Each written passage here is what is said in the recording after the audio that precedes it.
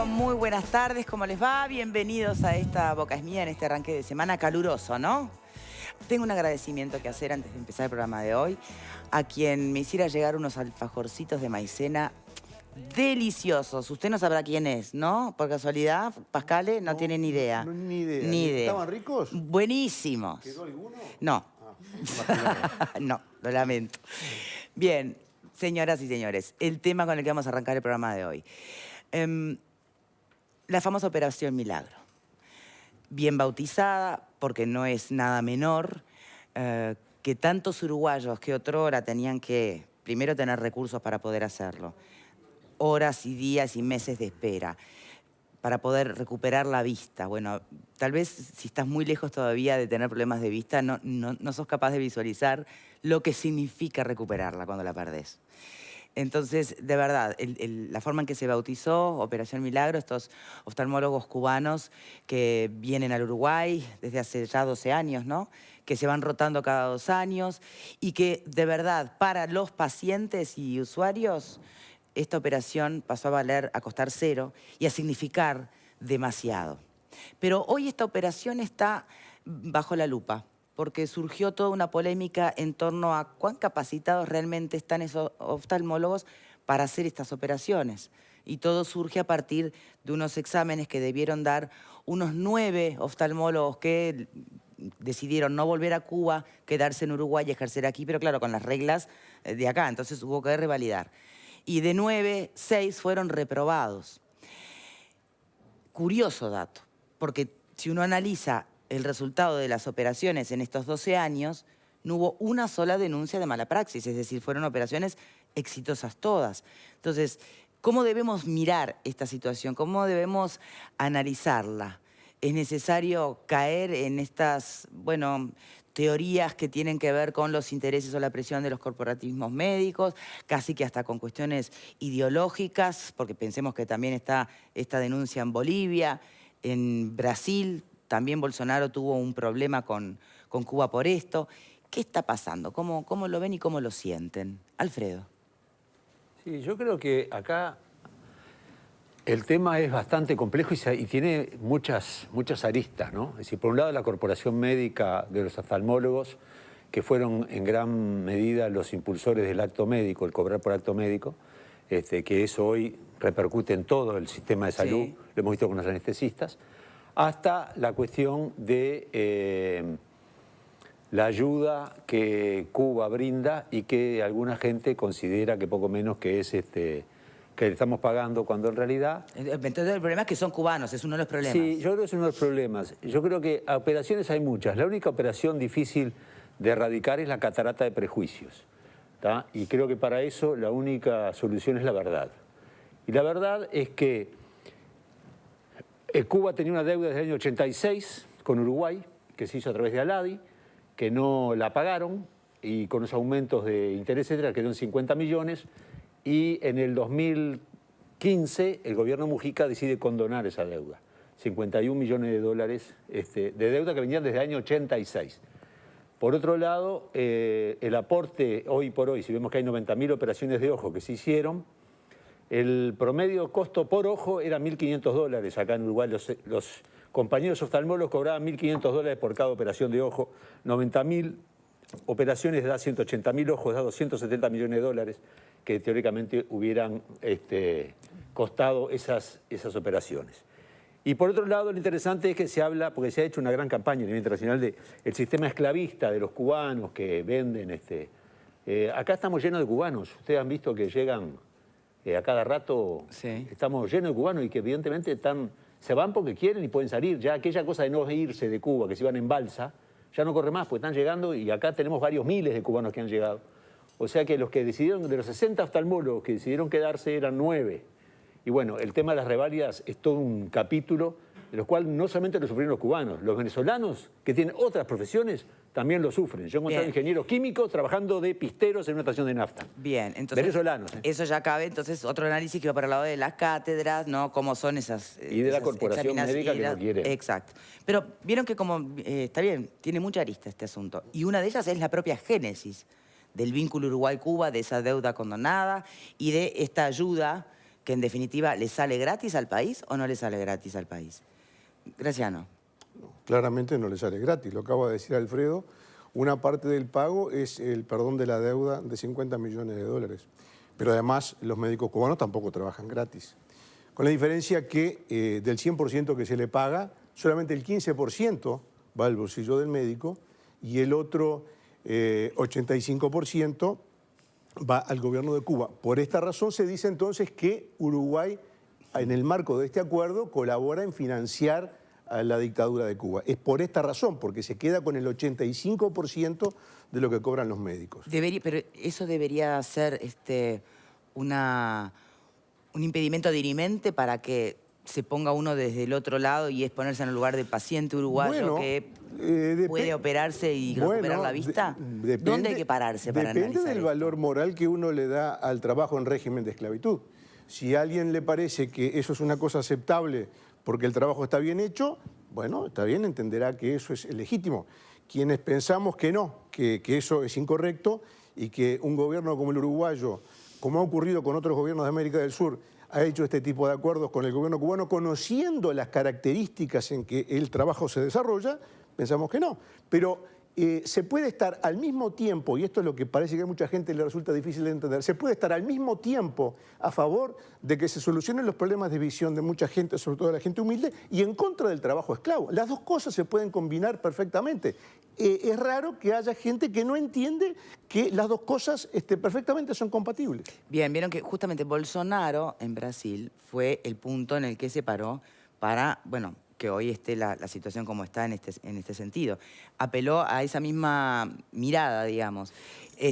Bolsonaro planteaba, no, yo le voy a dar a los médicos el ingreso, no al régimen.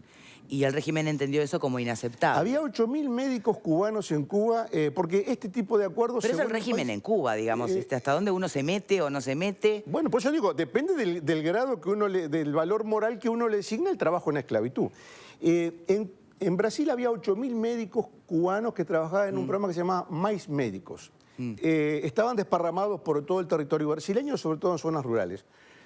Un argumento era, bueno, no hay médicos brasileños suficientes para atender esta demanda. ¿Qué fue lo que pasó? En pocas semanas o en pocos meses, los 8.000 puestos que cubrían los cubanos fueron cubiertos por médicos brasileños. Es decir, que era mentira, era un argumento, era una coartada para que el gobierno brasileño, antes de Bolsonaro, financiara la dictadura cubana. Era mentira, se fueron los médicos cubanos porque no aceptaban, me imagino yo, impedidos por su gobierno de esas condiciones de trabajo y fueron cubiertos por médicos uruguayos. Del mismo modo en Uruguay. Es falso que esta operación cueste $2.000. Esta operación en particular no cuesta $2.000. Costará 1.500 o 2.000, no sé, un procedimiento mucho más sofisticado que no es el que se practica en el Hospital de Ojos. En el Hospital de Ojos se practica un procedimiento que los propios uruguayos que se están formando en la especialidad lo hacen gratis. Es el mismo procedimiento que lo cubre el FONASA en las mutualistas. Es digamos, la operación convencional, digamos así, de cataratas. Por lo tanto, acá sí, y concuerdo con Alfredo, falta mucha información. Y vamos a tener que saber al final del camino cuánto efectivamente le costó al Uruguay esta operación, cuánto en definitiva costó cada intervención, cuánto hubiera costado con médicos uruguayos y por qué no se hizo el esfuerzo, de llegar a un acuerdo con los médicos uruguayos para hacer esta operación que, repito, se practica también en Uruguay. Bien, a ver, Pablo. Para complementar un poco, a mí me parece, la verdad, tristemente gracioso que manden un listado de profesionales de Cuba para intervenir en este tipo de operaciones y no se chequee siquiera la capacidad técnica que tienen las personas que vienen a ejercer la profesión de oftalmólogo. Leí por ahí en un informe que de unos 700 y pocos oftalmólogos, solo 200 tenían el título, los otros no lo tenían. Entonces, si bien vinieron y ejercieron y quizás tuvieron suerte en el tema de que hasta ahora no han tenido ninguna denuncia de mala... 90.000 operaciones. Bueno, está bien, capaz que tuvieron mucha suerte. Pero a mí me parece poco serio que le paguen un salario a un oftalmólogo y que después no lo sea, o que no tenga la acreditación. Y los que tienen que hacer aquí la reposición para ver si están en iguales condiciones, no pasen las pruebas. La verdad es un poco difícil de creer, ¿no? Pero pasa, porque pasó. Son temas distintos el tema de la Operación Milagro, me parece, con el tema de ejercer como oftalmólogo en Uruguay. Me parece que esto saltó también porque hubo algunos, 9, tengo entendido, 6, sí, 9 en total, 6. que quisieron quedarse y ejercer como oftalmólogos. La formación, aparentemente, obviamente no soy una entendida, pero en Cuba es diferente que en Uruguay. Y, claro, el trabajar como oftalmólogo en general implicaría un montón de conocimientos que quizás estas personas no las tienen homologadas, digamos. Pero lo que sí es cierto... Pero sí estaban preparados para este tipo de operaciones. Sí para este tipo de operación específica y de hecho están los resultados, que eso es indiscutible. Estamos hablando de 90.000 personas que no, tengo entendido, Graciano, que no tenían otra opción que esta para realmente poder ver, que ven, y creo que no hubo ninguna queja formal, ninguna denuncia penal ni nada, 2 quejas que después se resolvieron positivamente, y que incluso les dicen, porque este dato es interesante, les dicen despectivamente entre los colegas catarólogos, porque están como, saben operar eso y saben sobre las posibles complicaciones de eso, de hacer diagnóstico, seguimiento, y no saben quizás tanto más de otras cosas, pero tampoco están para otras cosas en nuestro país. Sí es diferente, bueno, en base a lo que dice Pablo, estos que sí se quieren quedar y trabajar como oftalmólogos. Bueno, ahí habría que ver. Pero es que vos estás operando acá, no estoy operando en Cuba. Yo sí tengo que ejercer la profesión aquí de, no sé, de arquitecto, por más que venga un arquitecto que es iraní y sepa hacer una construcción de un puente, no, por eso te queda habilitado. Están operando cataratas. Virginia. Está bien. ¿Qué de todas estas aristas, sí. ¿Cuál agarras Es un tú? tema que, como están comentando, tiene muchas aristas. Exacto. Realmente hay mucho para comentar en distintos puntos. Yo pienso que primero, nadie quiere que todas esas personas pierdan esa posibilidad, o tantos más que habrán, pierdan la posibilidad de operarse y recuperar la vista y demás. Eso sin dudas. Pero lo que está saltando a la vista de todos acá también es una falta de controles, como recién decía Pablo, ¿no? Una falta de control que hay que ver cuánto afecta a las garantías de las propias personas que se ponen en manos de estos médicos, que no se sabe al final si son médicos, para operar su vista, ¿no? Entonces, lo que está en manos de ellos es la salud. Y bueno, y por otro lado, o sea, hay un tema de eso, de controlar la idoneidad de todas estas personas que parece que está saltando a la luz que no la tenían al final. Y bueno, y por otro lado, el ver por qué no se pone en manos de médicos uruguayos también. Hay una suerte de discriminación al final para los médicos uruguayos, parecería. Bueno, ahí está el tema de los costos, ¿no? A ver, Pepe. Estamos en el país de los 3,5 millones de oftalmólogos en el día de hoy. A mí me falta mucha información, como decían también mis compañeros, pero sí quiero referirme a un dato ocurrido hace 2 años, en el 2017, cuando en el auditorio de La Reta, quienes fueron operados en el marco de esta operación, participaron de un encuentro, tuve oportunidad de cubrirlo y de dialogar en forma absolutamente libre con cualquier persona que fue operada, y me quedo con ese dato, el de muchas abuelas, muchos abuelos, muchas personas mayores, algunos jóvenes también, que no podían ver y cómo habían recuperado la vista y el agradecimiento que tenían con respecto a lo que se había trabajado en esta situación. Creo que no tiene nada que ver con el tema de los controles. Acá no pasa por un tema de controles porque tenemos 9 oftalmólogos, de los cuales 6 que no culminaron esa reválida y 3 sí lo hicieron. Habría que ver qué pasa con eso, yo lo desconozco desde el punto de vista corporativo, desde el punto de vista ideológico también que está pesando en todo esto. Me gustaría que sí siguiera, creo que no está en riesgo esta operación Milagro. Ahí está, hoy desde las autoridades del Frente Amplio planteaban que ojalá el nuevo gobierno no toque nada sobre este asunto. Sí, yo creo que no lo va a hacer. No sabemos. Creo que no lo va a hacer. Y el tema de por qué no se hacía con los uruguayos es porque el Estado no daba garantías a quienes ejercían este tipo de operaciones que pudiera cumplir con el pago de las mismas. Ese era un tema. Yo tengo una cifra un poco menor que la de Alfredo, de 165 millones de dólares. Igual, eso de acuerdo al cálculo, no hay una gran variación. Pero permitime un segundo más, sí me gustaría hablar de una persona a quien no conozco, la verdad que no la conozco, pero me quiero solidarizar con la colega Bello,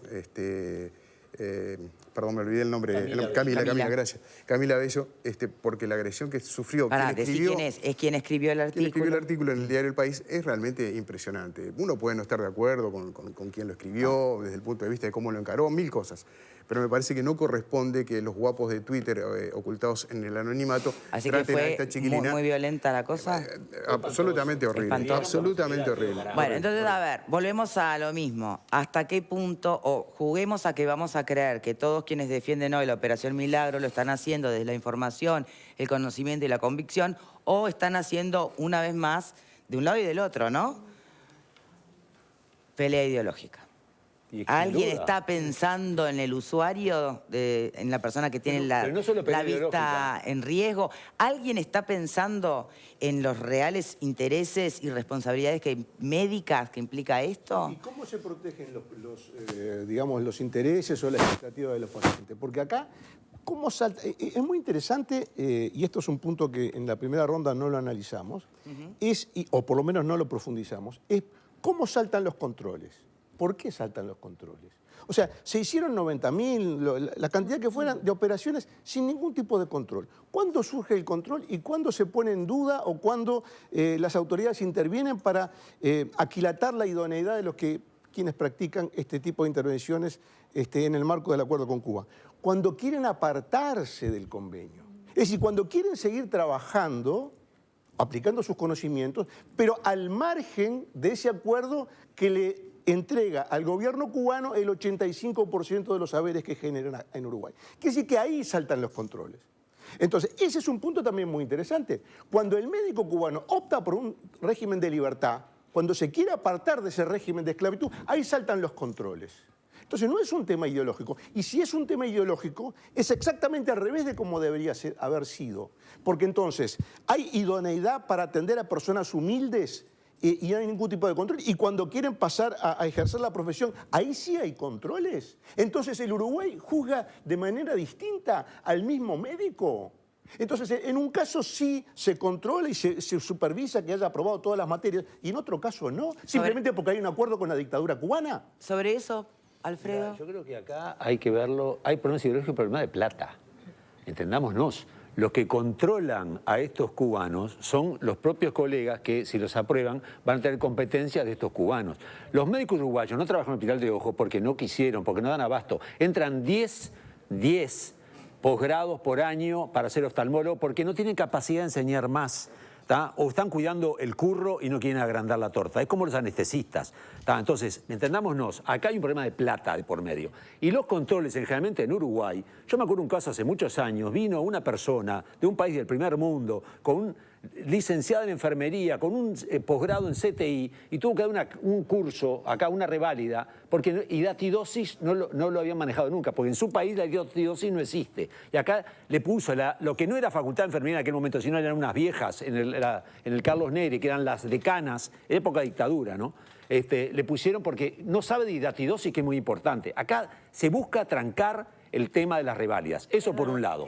La dictadura, a mí me gusta porque la dictadura, yo estoy esperando el titular del New York Times diciendo que el régimen esclavista uruguayo que manda soldados a cuidar el Congo y Haití porque ganan más plata, porque realmente están muertos de hambre en su país y los usa y los manda.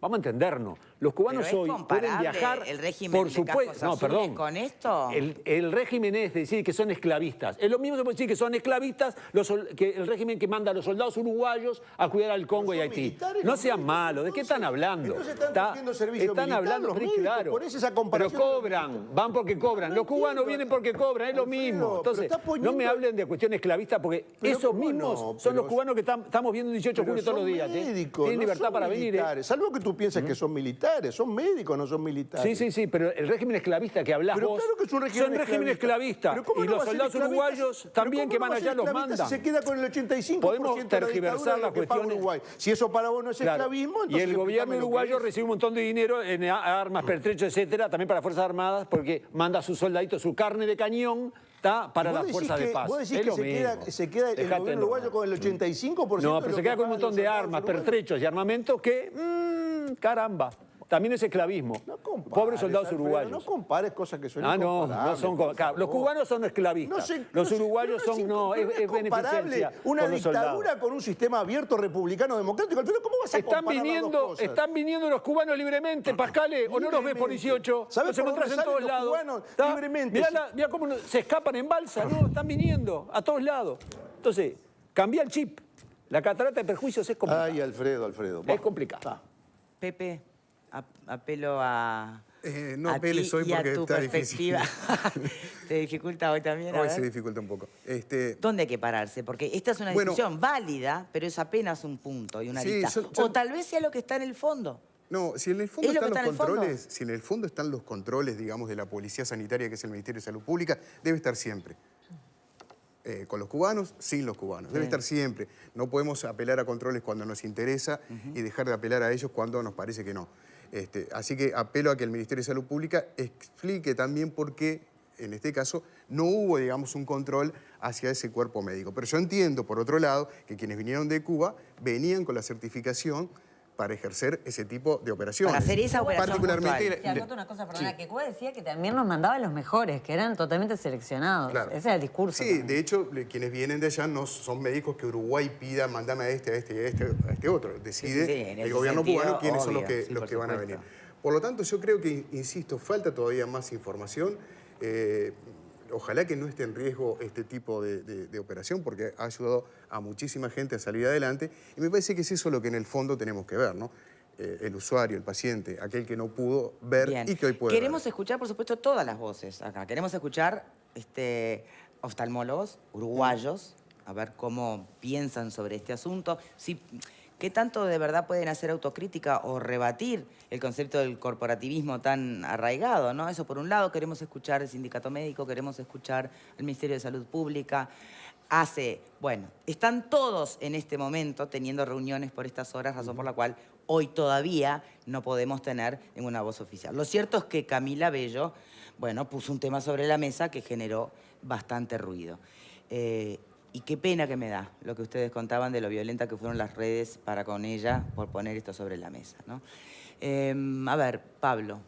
Reitero lo mismo. A ver, el tema de las operaciones de cataratas y demás es bienvenido y ha tenido éxito y bueno, y uno eso lo aplaude. A lo que yo voy es a la igualdad de condiciones para el ejercicio de la profesión. A eso es lo que voy, ¿verdad?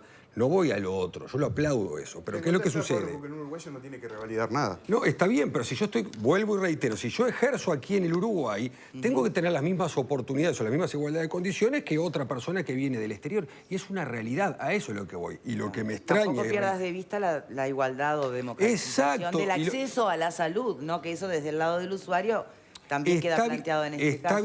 Está bien eso, pero a eso es lo que voy. Porque ¿qué es lo que sucede? Con ese criterio, si no tenemos controles de ningún tipo, ¿para qué la gente va a ir a la facultad a estudiar y recibirse de algo para ejercerlo si lo puedo ejercer igual? Esa es la realidad. ¿Para qué voy a ser arquitecto, ingeniero, abogado? Si más o menos lo puedo ir ejerciendo y si me salen bien las cosas, lo voy llevando. Esto viene por los cartoncitos y los títulos. Claro, bueno, ya, yo no quería decirlo porque ya terminó la campaña. Pero si hablamos de títulos que vinieron de Cuba, ya sabemos lo que ha pasado, ¿no? Pero hay una cosa más perversa en este tema, más perversa, que es la siguiente. Fíjense ustedes hasta dónde llega, porque esto tiene un componente sentimental y emocional muy grande. Pero fíjense dónde está la perversidad en esto. Termina habiendo dos clases de uruguayos. Dos clases de uruguayos. Aquellos que se operan sin que el Estado verifique la idoneidad, porque son técnicos, como decía, catarotodólogos, o no sé cómo les llamaban. Eso es una clase de uruguayos. Y después otra clase de uruguayos que eso sí, el Estado se preocupa y vela porque quien lo opera tenga las credenciales suficientes. O sea, esta es la perversidad. Hemos creado dos clases de pacientes. El paciente al que no se le exige que el médico tenga la idoneidad comprobada y el otro paciente que sí. Entonces, esto es así. Entonces, esto es lo más indecente, lo más repugnante de todo. Son clases sociales, Tenemos que hacer pobres una y ricos. pausa. Vamos a quedarnos con eso, las dos clases de pacientes. Ese es un análisis, el otro es el que tiene plata y el que no tiene plata. Lógico. Bueno, pero vamos a debatirlo. Pausa y ya venimos. Esto es el Estado. Entre el olvido